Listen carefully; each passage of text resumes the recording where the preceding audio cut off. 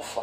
Les Arati Lelo, il y a eu mes amis, ma famille, Bazaki, tous les un programme ensemble en fait.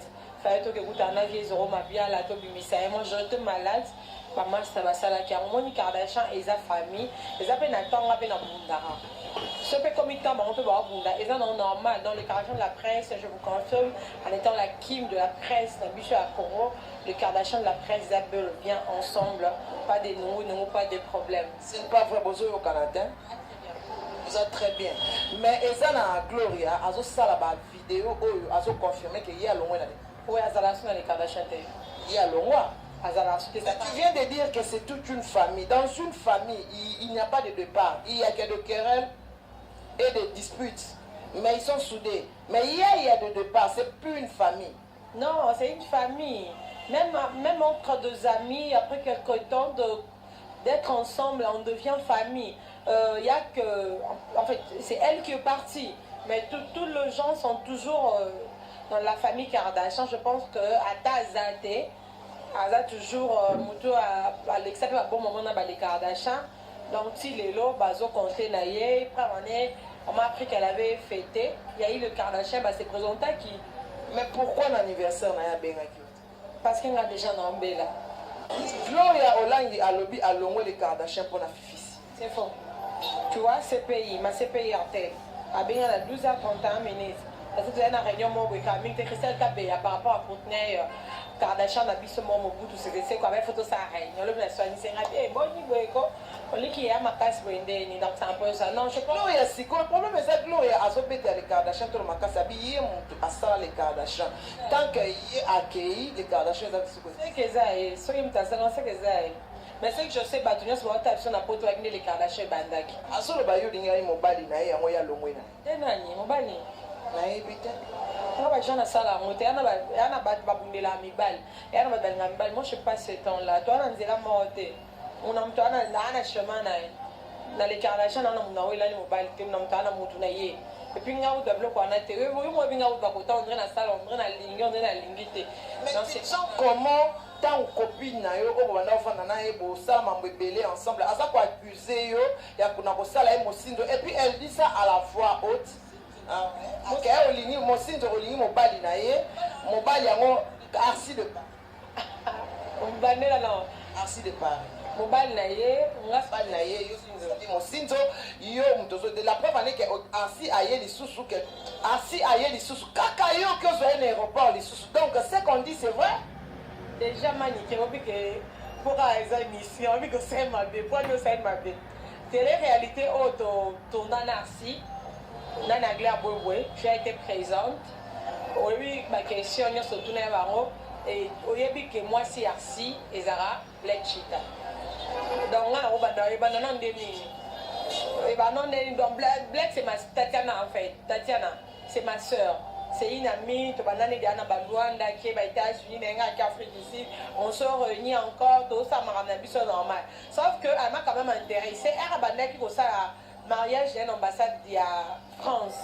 Elle a un témoin de mariage parce qu'en IP a la nationalité en bas de la RC. Elle a se présenté, donc elle a un témoin de là-bas. Donc, ça m'a collé la mibali ya batundenge wana, et ça m'a lamouté. Alors, tu accuses ta copine qui est innocente, pas la poto, vérité, en gros, que non. Arsi de Paris, c'est le fiancé à Black Cheetah. Donc, Fifi, si on n'a rien à voir. Fifi, si on a Rojengan. Non. Avec un essuie à la maison, marié avec un fiancé de Rojengan. Je ne suis pas encore fiancée. Alors, qu'est-ce que tu fais avec nous? Je vis avec une personne qu'on a des intérêts de vivre notre vie ensemble. Malgré le bas de ma vie, il se présente toujours. Il est là, il m'encadre impeccablement. Donc, à l'endroit de la façon dont ça. Roger Ngandou, Nalingite, Omoni, et ça n'a pas de. C'est vrai, c'est une personne connue, mais le soir, Dieu c'est le juste. Ce que je retiens de lui, c'est quelqu'un de mien qui ne mérite pas de bêtises. Alors, pour tout le respect que je lui dois, je préférais que tout s'auto va me ramener. À aussi en Angola, je vais l'on a qui est déjà. C'est aujourd'hui même qu'il m'a appelé pour me dire que il va mélancer qui est So, mais ça, c'est une bonne guérison parce que dans le là. Tu vois, moi j'ai vu chez moi, ici, quand on a Kokara Rosalila, donc c'est un peu ça. Mais image ça na net la petite vie zoro va se peler ba mai va se peler ba masanga tout le monde a l'image mon Dieu ça azana image wana Gloria on a boyé parce que moi je suis c'est moi qui pose des questions Gloria mon col anniversaire yende mutu ba kokanga pour ala kisa ba kuluna o yatina ki vie zoro n'est-ce pas? Pourquoi? C'est la famille, on peut... Non, c'est la famille. Comment humilier un homme comme Vieux Zoro Mabiala, un homme responsable, hein? Un grand homme comme ça. Il pouvait tomber à Koufi Pepa les Batikali orphelin. On l'a tabassé. On l'a tabassé alors. Est-ce que c'est gentil ou c'est méchant? Pourquoi elle a fait ça? Parce que nous d'abord ceux qui fifi oye pendant aux autres salles fait na salle fête. Na yebi ke muto beta. Et là quoi eboso na sana ko bomba yo na ndako na so na kangi na bando ba boni bombo créer nga ba problème. Elle était là dans l'image en train de rigoler. Et puis elle s'est pas sentie gênée à que ce pas Vieux Zoro. Vieux Zoro peut quoi tabasser les gars qui muto beba qui na ba beta qui ma kofi. À ça n'est pas émission, je sais pas. Vieux Zoro, je suis désolé pour toi. Nga na ba so quand c'est Gloria de vie na mo manonse émission na funga zoba. News, dans le film Kazoba. Parce que réputation, à Somba, on dit. Il faut être ici, Vanda, Nayo, maman. Maman, sali no esalama te depuis internet et banda.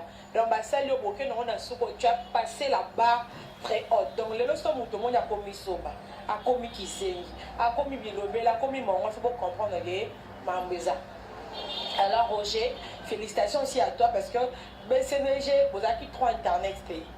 Vous avez un autre mais par rapport aux États-Unis, Fifi Siwa featuring avec Roger Ngando, to lobby si mokili. Et puis ça au Betiga Fifi Siwa Roger Ngando, au moins la tasse dans 9 émissions.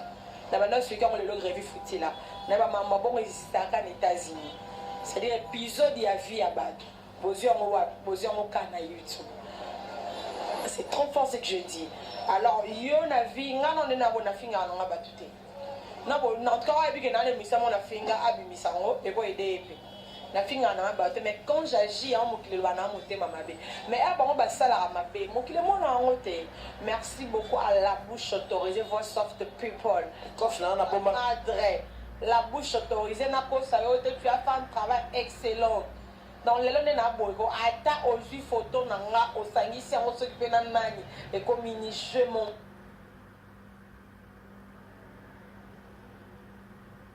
balle parce que la bouche série wana nga na banga jour ba finga maman la biso na internet la bouche elle sera sikondo comme star parce que la finga ba maman ba star ya ba Fali ya ba Kofi ya ba Fabricas ya ba Brigade ya ba Héritier Watanabe au moins niveau les lois tabosa l'ignorance donc il y a bien nous appelle ta papier à vie nous avons maniqué pas un grand star manique de John Babi la bouche autorisée les coffres na bomba na Congo soko meki na obimisa la bouche hein la bouche moi na moi la bouche of la madre présente manique de John oui est-ce qu'on a massage on dit que la bouche on a tiré ba on na bomba on ba zalate.